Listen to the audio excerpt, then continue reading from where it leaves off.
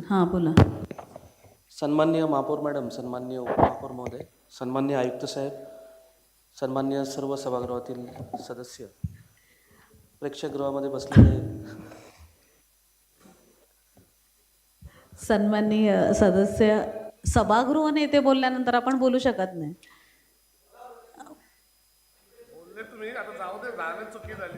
आपण आधी म्हणजे विचारायला हवं होतं, बोलायचं होतं तर.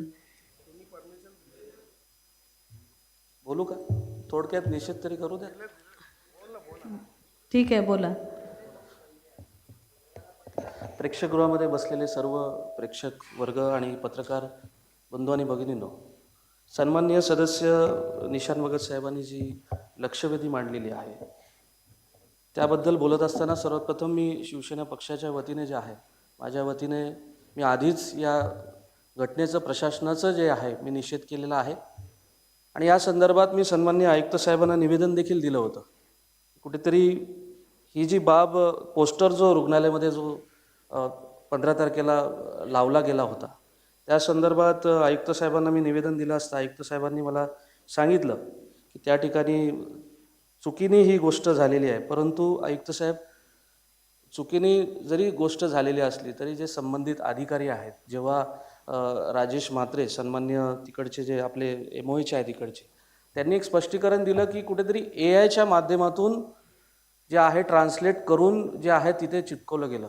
सन्माननीय सभागृह नेत्यांनी सांगितलं की कुठेतरी प्रूफ रीडिंग याचं होणं गरजेचं होतं, ते झालं नाही आणि म्हणूनच जे आहे कुठेतरी संबंधित अधिकाऱ्याची आपण बदली केल्याचं जे आहे कुठेतरी आम्हाला समजलं.